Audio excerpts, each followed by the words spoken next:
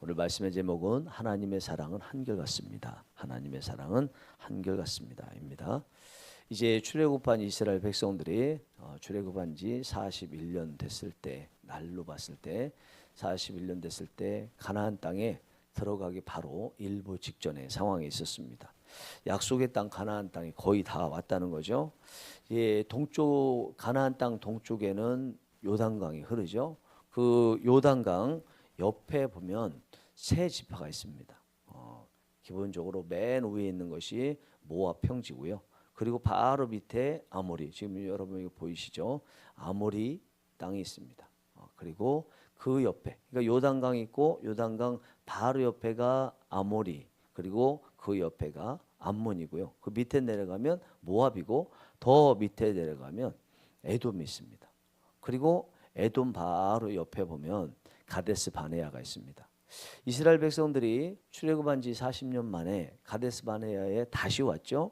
그리고 에돔 땅으로 해서 우회해서 이렇게 가려고 했는데 지난 20장에 본문으로 삼지는 않았지만 이 에돔 땅으로 들어가기 위해서 에돔 왕에게 우리가 좀 지나갈 테니 지나갈 수 있도록 해달라 그렇게 얘기했을 때 그것을 거절했어요. 그래서 가데스 바네아에서 맨 밑에 보시면 바로 위에, 저는 지금 안 보이는데 위에 올라가면서 이제 호르라는 곳을 점령을 합니다. 그러면 그곳을 통해서 가나안 땅 남쪽으로 곧바로 들어가면 되는데 갑자기 모세가 이 백성들을 이끌고 홍해길로 밑으로 쭉 인도를 합니다. 홍해길 밑으로 쭉 인도를 해요. 그러니까 백성들이 곧바로 들어가면 쉽게 들어갈 수 있는데 40년 동안이나 기다렸던 가나안 땅을 들어가는데 오히려 반대편으로 내려가니까 불평하죠. 그래서 그 유명한 노뱀 사건이 일어나는 거예요. 그리고 이 홍해길을 지난 다음에 다시 위쪽으로 올라와서 에돔을 통과합니다. 에돔을 통과하고 요단강 아모리 모압이 있는데 모압 에돔 통과해서 모압 옆길로 우회를 해서 다시 아모리를 통해서 위로 올라가는데 이제 전쟁이죠. 통과하기 위해서 에돔에서 한번 거절을 했기 때문에 통과하기 위해서는 허락하지 않으면 전쟁을 해야 됩니다. 왜 이렇게 통과해야 되나? 그쪽으로 들어가기 위해서는 통과도 해야 되고요. 또 들어가기 위한 길을 만들 뿐만 아니라 요단강을 건너서 들어갈 때에 만약에 여기를 점령하지 않으면 뒤편을 이 사람들 후위를 칠 거예요. 그렇게 되면은 가나안 땅에 못 들어갈 수 있기 때문에 이래나 저래나 통과하는 그 땅에 대해서는 전쟁을 할 수밖에 없는 그런 상황에 있습니다. 이런 전쟁의 상황 가운데 오늘 본문에서도 요단강 바로 오른편에 있는 아모리 있어요. 아모리. 여기 두 왕이 다스리고 있는데 아모리 왕 두 사람 중에 한 사람에게 오늘 편지를 쓰는 내용이 나옵니다. 그 편지를 보내서 우리가 지나가게 해달라 그렇게 당부를 하니까 이 아모리 왕이 안 된다 그러면서 백성들을 모아서 오히려 전쟁을 걸어왔습니다. 그래서 이스라엘이 어쩔 수 없이 싸우게 되죠. 그리고 전쟁에서 승리하게 됩니다. 자, 오늘 말씀이 이런 말씀이에요. 그런데 우리가 제가 이렇게 한 장에서 설교하기 위해서 몇 절을 본문으로 빼잖아요. 어쨌든 지나온 거는 쭉 창세기 1장부터 지금 지나왔잖아요. 여러분들께서 조금 당부를 드리자면 제가 어쩔 수 없이 설교하는데 장 전체를 본문으로 삼을 수 없기 때문에 일부만 뽑았지만 여러분들께서는 그것뿐만 아니라 그 장 전체를 통독하면 좋겠다. 원래는 그게 의도거든요. 근데 그거를 말씀 안 드렸습니다. 만약에 여러분들께서 통독을 다 해오셨다면 지난 20장에 암몬에게 편지를 보내서 지나가게 해달라고 모세가 편지를 썼던 내용과 그리고 오늘 아모리 왕에게 편지를 썼던 내용이 차이가 있다는 것을 볼 수가 있습니다. 지난번에 암몬을 통과할 때 암몬 왕에게 편지를 쓸 때는요. 청하건대 한국말로 그렇게 번역이 되었습니다. 그리고 영어로는 please 이렇게 되어 있어요. 간절하게 우리가 통과하고 싶은데 부탁이니까 들어주세요. 아무것도 만지지 않고 해를 입히지 않고 그냥 물 같은 것만 마시고 마시더라도 다 값을 지불하겠습니다. 그랬거든요. 그런데 오늘 아모리 땅을 통과할 때 쓴 편지를 보면 그렇게 청하건대, 이게 히브리어로 나라는 단어인데 나라는 단어가 없어요. 우리가 지나갈 거예요. 지나갈 게니까 지나가도록 허락해 주세요. 이 정도지 부탁하겠습니다. 이런 내용이 전혀 없습니다. 이런 것들을 유심히 우리가 봐야 되거든요. 왜 그랬을까? 그것은 하나님께서 아모리 왕에게 편지를 쓸 때는 그렇게 하지 않도록 하실 만한 그런 말씀을 모세에게 주셨기 때문에 그렇습니다. 지난번에 에돔에게 하나님께서 통과할 때 뭐라고 말씀하셨는지가 나오거든요. 그게 신명기에 나왔습니다. 신명기 21장 5절에 보면 그들과 다투지 말라. 그들의 땅은 한 발자국도 너희에게 주지 아니하리니 이는 내가 세일산을 에서에게 기업으로 주었습니다. 에돔을 통과할 때는 그들이 못 통과하게 하더라도 절대로 싸우지 마라. 다투지 마라. 왜 그런 줄 아니? 그 에돔에 살고 있는 그 족속들은 너희 조상인 야곱의 형이었잖아. 쌍둥이 형이었잖아. 그러니까 그들과 싸우지 마라. 시간이 많이 지나서 너희 조상 야곱과 그리고 이 에돔 족속의 조상인 에서와 형제였다. 그래서 현재 너희와 그리고 에돔 족속과 예전에는 형제였다는 것을 기억하는 사람이 아무도 없을지라도 나는 기억하고 있다. 형제끼리 싸워서야 되겠니? 그래서 혹시 거절하더라도 다투지 말라. 이렇게 말씀하고 있습니다. 아무리 시대가 지난다 할지라도 변하지 않아야 될 것은 변하지 않고, 그리고 아무리 아쉽다 할지라도 그래도 취하지 말아야 될 것은 취하지 말아야 된다는 것을 오늘 말씀을 통해서 보여주고 있습니다. 하나님께서는 당신의 백성이 잘못하면 당신이 징벌할 것이지, 그러나 다른 사람이 징벌하는 것은 그런 거는 내버려 두지 않겠다 하시는 말씀입니다. 이제는 또 모압에 대해서도 말씀하십니다. 좀 전에 말씀드린 신명기 21장 9절에 보면 여호와께서 내게 이르시되 모압을 괴롭히지 말라. 그와 싸우지도 말라. 그 땅을 내가 네게 기업으로 주지 아니하리니 이는 내가 롯 자손에게 아르를 기업으로 주었습니다. 모압도 괴롭히지 말래요. 그리고 암몬에게도 동일하게 적용해서 말씀하십니다. 19절에 암몬 족속에게 가까이 이르거든 그들을 괴롭히지 말고 그들과 다투지도 말라. 암몬 족속의 땅은 내가 네게 기업으로 주지 아니하리니 이는 내가 그것을 롯 자손에게 기업으로 주었습니다. 지금 모압도 롯 자손에게, 암몬도 롯 자손에게. 모압과 암몬은 다 롯의 자손들이죠. 깊이 들어가지는 않겠습니다. 모두 다 이 아브람, 그러니까 야곱의 할아버지, 지금 이스라엘 백성들의 조상인 야곱의 할아버지인 아브라함의 조카 롯의 자손이잖아요. 그러니까 이들도 모압과 암몬도 이스라엘 백성들의 친척이기 때문에 절대로 해끼치지 말라 이렇게 말씀하고 있습니다. 여러분 은혜가 안 되시나요? 어떠신지 모르겠어요. 저는 굉장히 은혜가 되더라고요. 하나님께서 우리는 다 잊어도 원래 세우신 그 족보관계, 그리고 한번 자신의 자녀요 택한 백성으로 삼으신 사람에 대해서는 절대로 보호해 주신다는 것입니다.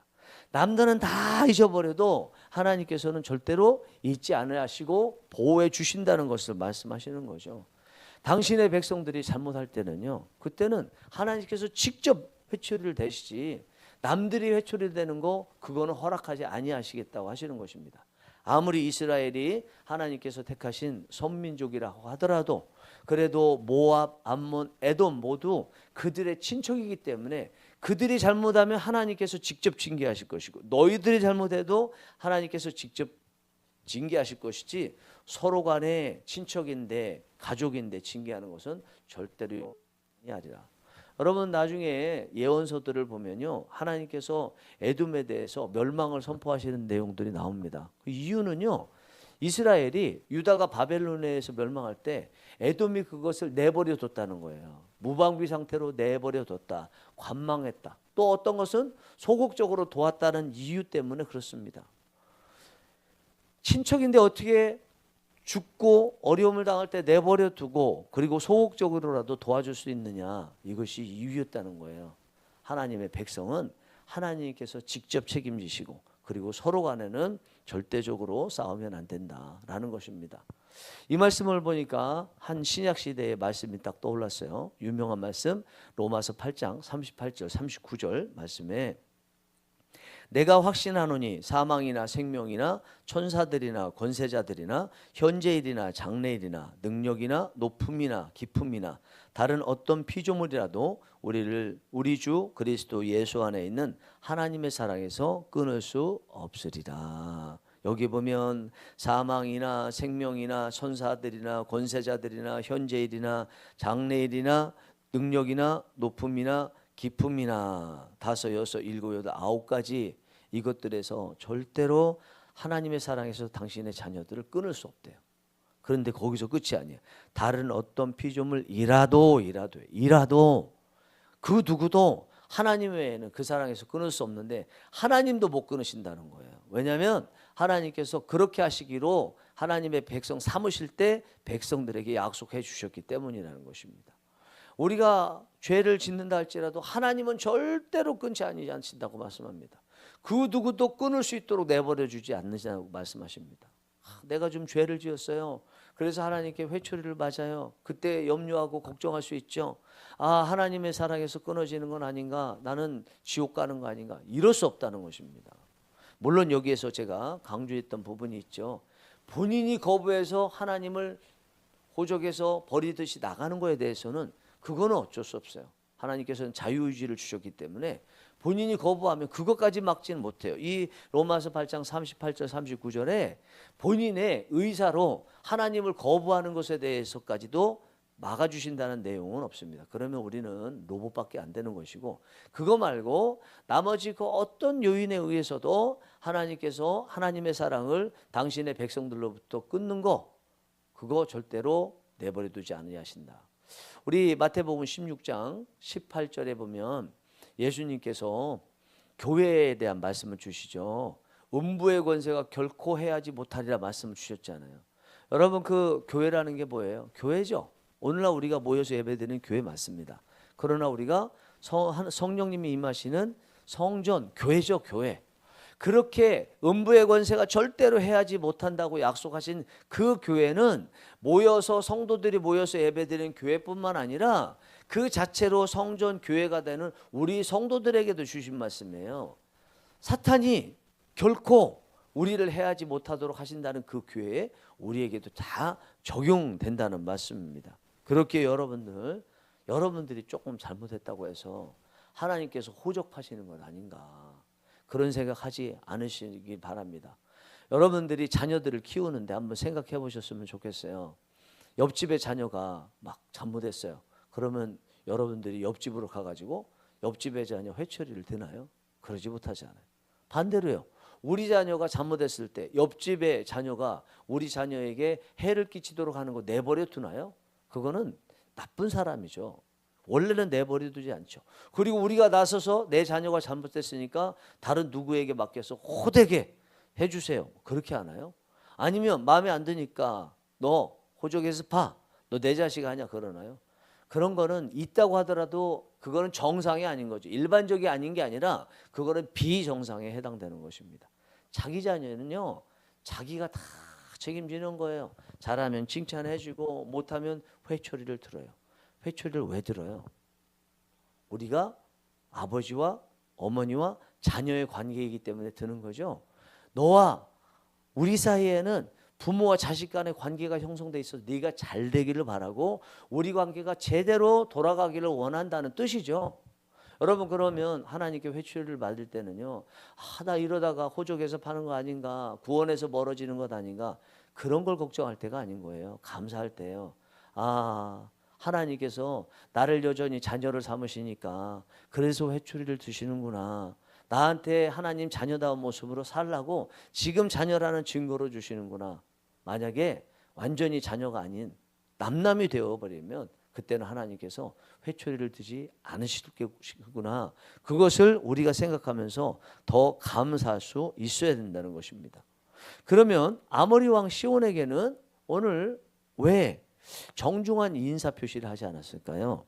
하나님께서 그 땅을 붙여주셨기 때문입니다. 신명기 2장 31절에 그때 여호와께서 내게 이르시되 내가 이제 시온과 그의 땅을 내게 넘기노니 너는 이제부터 그의 땅을 차지하여 기업으로 삼으라 하시더니, 앞에 21장이라고 그랬는데 2장입니다. 2장. 죄송합니다. 다 2장 쭉 있어요.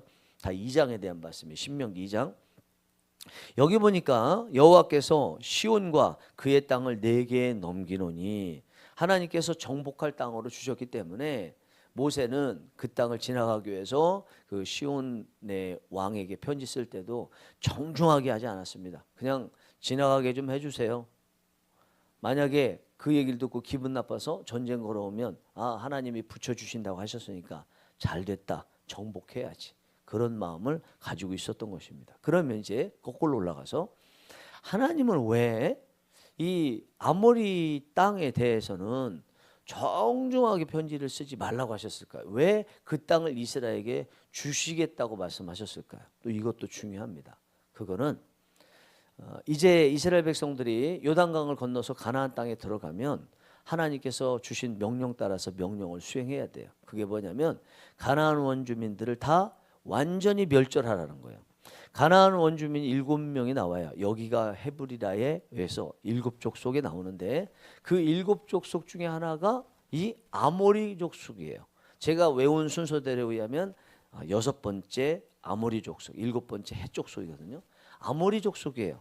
그러니까 지금 요단 동편에 있든 가나안 땅에 있든 어쨌든 장소상으로는 다르지만 같은 민족이 지금 양쪽 편에 살고 있는데, 한쪽 가나안 땅에 있는 민족은 멸절시키라고 말씀했다면 이쪽도 그 민족도 멸절시키는 것이 당연한 하나님의 뜻이에요. 왜 그럴까요? 그들이 이방 문화를 이스라엘 백성들에게 전파하고 이방 신을 유입시킬 것이기 때문에 그렇죠. 그럼 나중에 하나님을 버리고 이방 신을 섬길 가능성이 있기 때문에 그들을 진멸하라고 말씀해 주셨습니다. 여러분, 그러면 오늘 말씀 몇 개의 족속에 대해서 말씀드렸는데 정리해 보자면요, 이스라엘이나 모압이나 암몬이나 에돔과 그리고 이쪽 아모리와 차이가 딱 하나가 있어요. 하나님과 선한 관계가 있는 족속들과 그렇지 않은 족속이 있더라는 것입니다. 이쪽 족속은 하나님께서 절대적으로 보호해 주시고 문제가 있어도 보호해 주시고, 이쪽 족속은 절대로 보호해 주시지 않으신다. 아무리 잘못이 없어도 하나님과 선한 관계가 맺어 있지 않기 때문에 결국은 하나님 반대편에서 살 수밖에 없고 하나님과 척을 질 수밖에 없어서 이 족속들을 오늘날로 이야기하면 결국 지옥에 갈 수밖에 없다는 것입니다. 그럼 이들이 지옥 가지 않으려면 어떻게 해야 되겠어요? 하나님과 관계를 맺어야죠. 하나님과 관계 맺는 방법이 예수 그리스도를 믿는 것밖에 없습니다. 예수 그리스도를 믿으면 끊어졌던 관계가 회복이 되는 거죠. 여러분, 우리도 마찬가지였습니다. 우리도 여기 아모리 족속과 똑같은 사람들이었어요. 저주받은 민족, 하나님과 관계없고 하나님께서 멸절하라고 하시는 그 대상에 우리가 포함되어 있어요. 그냥 이것이 그냥 예수님 믿고 나니까 별 감흥이 없을 수 있는데, 만약에 예수님을 통해서 우리가 구원받지 못했다면 지금은 모른다 할지라도 이 땅을 떠나는 어느 순간에 하나님 심판대 앞에 설 때면 그때는 절절하게 후회하면서 느끼게 되는 거죠. 하나님과의 관계를 맺지 못하는 것이 이렇게나 영원히 고통받는 일은 불행한 일이구나를 깨닫게 되는 거죠. 그것을 우리가 반전으로 느껴서 지금은 예수님을 믿음으로써 그런 사람이 되지 않고 하나님과 관계를 맺고 복을 받았던 이들과 같이 이 땅에서도 그리고 천국에서도 사는구나 하는 것을 깨달을 수 있는 것입니다. 여러분들께 이 말씀을 전하면서 질문 하나 하고 싶습니다. 여러분들은 누가 여러분들을 보호하신다고 그러면 안심이 되시나요? 안심. 아마 예수님을 믿는다고 하시는 분들은 즉석에서 대답하시는 것은 하나님이 보호하신다고 그러면 안심이 됩니다. 그렇게 말씀하시겠죠. 그러나 실상의 삶에서 볼 때도 정말 그러십니까? 하나님이 보호하신다는 것에 안심이 되시나요? 아니면 여러분들이 사실 때 필요한 것들이 있는데 그 필요한 것들을 채워줄 수 있는 누군가가 보호해 준다고 그럴 때 안심이 되시나요? 저는 후자일 것이라고 생각합니다. 저도 그럴 때가 많이 있기 때문에 그렇습니다. 물론 순간순간 몸으로 지금 당장 느끼는 필요가 있기 때문에 그렇게 선택을 할 수도 있지만요. 그러나 여러분들 조금만 더 깊이 묵상하시면 다시 하나님만이 나에게 유일하게 보호해 주신다는 것에 안심을 주실 수 있는 분이라는 것을, 그것에 대해서 깊이 묵상하셔서 그 자리를 다시 회복하시는 은혜가 있고요. 할 수 있으면 조금 더 빨리, 할 수 있으면 처음부터 그렇게 하나님만이 나를 보호해 주신다는 것에 완전한 안심이 됩니다라고 고백하실 수 있는 우리 모두가 되시기를 간절히 바랍니다. 기도하시겠습니다.